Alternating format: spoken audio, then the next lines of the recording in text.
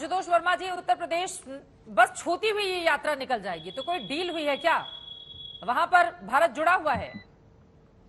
नहीं चित्रा जी, ये तो गलत बात है। ये कांग्रेस पार्टी का अपना आंतरिक मामला है, वो किस तरीके से कहां से यात्रा निकालना चाहती है। लेकिन ये जरूर है कि विपक्षी एकता के लिए कांग्रेस पार्टी अगर काम कर रही है तो वो सराहनीय कदम है, वो जरूर करे। और पदयात्रा करनी चाहिए। पदयात्राओं का बहुत महत्व रहा है इस देश की राजनीति में, चाहे वो चंद्रशेखर जी ने की हो, चाहे आडवाणी जी ने भी की हो, चाहे किसी ने भी की हो। और मुझे लगता है कि इसका सम्मान करना चाहिए कि अपनी जनता से सीधे रूबरू होकर अगर कोई नेता मिलता है तो वो एक सराहनीय कदम होता है भारतीय राजनीति में। मुझे लगता है कि इसमें समाजवादी पार्टी का कोई रोल नहीं है, वो कांग्रेस पार्टी का अपना काम है। समाजवादी पार्टी एक संपूर्ण विपक्ष के साथ में लेके एक नई रणनीति के साथ में 2024 के इलेक्शन की तैयारी भी कर रही है। तो कांग्रेस की यात्रा है, कांग्रेस को के लोगों को शुभकामनाएं कि वो अपना काम करे और लोगों से 2017 का फॉर्मूला तो चला ही नहीं था, शुरू में उसका जिक्र संबित पात्रा जी ने कर दिया था कि 2 लड़के गए थे, क्या हासिल कर लिया था। अभी अकेले समाजवादी पार्टी ने जितनी सीटें हासिल की हैं वहां पर चुनाव लड़कर 111, कांग्रेस के साथ जाकर 47 सीटें मिली थी आपको 17 में। नहीं देखिए, मैं आपको बता रहा हूं कि हर इलेक्शन अलग तरीके से होता है। वो 2017 का स्टेट इलेक्शन था, अब 2024 कर रहा है, देश का इलेक्शन आने जा रहा है। और देश के इलेक्शन की जब जब बात होती है तो पूरे देश की सारी चीजें साथ में आती हैं। ये जो भारतीय जनता पार्टी का जो अहंकार है, ये अहंकार कभी ना कभी उस समय कांग्रेस के पास भी रहा करता था जब इमरजेंसी का समय हुआ करता था। चित्रा जी, उस समय कांग्रेस पार्टी के पास 352 सीटें थी और आज कमोवेश वही पार्टी की स्थिति भारतीय जनता पार्टी की।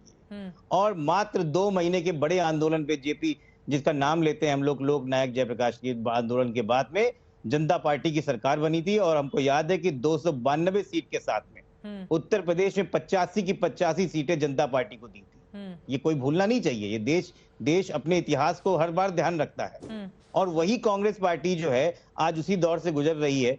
तो मुझे लगता है, और जब जनता पार्टी बनी तो ये भारतीय जनता पार्टी का जनसंघ हमारे साथ में था। ठीक है, सोशलिस्ट पार्टी हमारे साथ में थी। ठीक है, भारतीय लोक क्रांति दल हमारे साथ में था कि 2017 में फिर वही साथ आता है, 2019 में साथ छूट जाता है, 2022 में भी साथ नजर नहीं आता है, फिर 2024 आते आते साथ नजर, मतलब क्या चाहता है अब विपक्ष? ये भी समझ से परे है, एक बार साथ, एक बार खिलाफ और एक बार उसके खिलाफ बैठकर भाषण। समझने वाले कैसे समझेंगे? आप समझाएंगे नहीं तो। एक बार जल्दी से सत्य प्रकाश जी, उसके बाद सुजाता पांडे जी आपके पास आते हुए। सत्य प्रकाश जी, बिहार में भी इसकी बहुत दस्तक नहीं है, तो वहां पर भी डील हुई है क्या राहुल गांधी के साथ?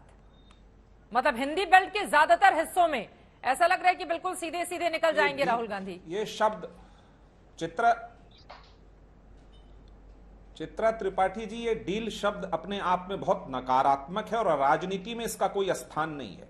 मैं अपनी बात वहां से शुरू करना चाहूंगा जहां पे संबित पात्रा जी ने कह दिया कि इवेंट मैनेजमेंट है। इवेंट मास्टर तो उनके प्रधानमंत्री हैं, इवेंट मास्टर पूरी भारतीय जनता पार्टी है और कई यात्राएं वो कर चुकी है अपने जीवन में।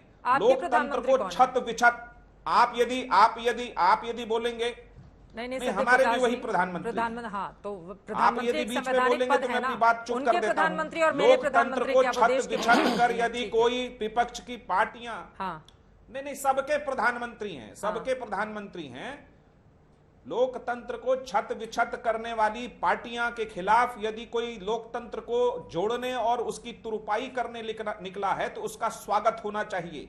ये यात्रा सिर्फ ये नहीं होता कि कोई व्यक्ति घूम रहा है, वो व्यक्ति एक दूसरे से दूसरे को जोड़ेगा, क्षेत्र से क्षेत्र को जोड़ेगा। और देश में एक जो माहौल है, भारतीय जनता पार्टी ने नफरत का बीज और जहर का जो बीज बोया, उसके खिलाफ जोड़ो शब्द एक सकारात्मक माहौल का निर्माण करेगा। हर चीज में राजनीति ही नहीं देखी जा सकती और बिना राजनीति के कोई चीज भी नहीं हो सकती। ये बात मैं स्वीकार करता हूं। ये बात सर्वविदित तथ्य है कि विपक्ष की एकता भारतीय जनता पार्टी को नकारा गुजर रही है, तो वो सैटारिकल टोन में सामने आ रही है। उसकी बौखलाहट ये साबित करती है कि कहीं न कहीं विपक्ष की ताकत से वो घबराई हुई है। 303 सीट है उसके पास, लेकिन यदि उसमें सिर्फ 40 सीट कम कर दिया जाए तो उसकी सरकार बनने वाली नहीं है। और ये तमाम विपक्षी नेताओं की जिम्मेदारी है वर्तमान मौजूदा हालात में कि लोकतंत्र के मूल्यों को बचाने, संवैधानिक संस्थाओं को बचाने, विपक्ष की एकता को सामने रखने, और सबसे बड़ी बात जो देश महंगाई और बेरोजगारी की भीषण समस्या से गुजर रहा है, उसको चुनौतीपूर्ण स्वीकार कर इस देश को संभालने के लिए विपक्ष की एकता जरूरत है। यात्रा उसमें कड़ी है, राहुल गांधी जी ने शुरू की है, उसका स्वागत है। उसको बहुत साधुवाद है कि भारत जोड़ो यदि कोई शब्द है तो इससे भारतीय जनता पार्टी को तकलीफ किस बात की है कि कहीं ना कहीं उन्होंने लोकतंत्र को छत और विछत किया है, तो उनको आईना दिखेगा इस यात्रा में, उनका चेहरा बेनकाब होगा और वो जो चेहरा बेनकाब हो रहा है उससे उनको दर्द उठा है। तो हम खुश हैं इस बात से कि कम से कम भारतीय जनता पार्टी को यह समझ में तो आ रहा है कि देश की करीब करीब विपक्षी पार्टियां इस देश को जोड़ने का काम करती है, तोड़ने का काम नहीं करती।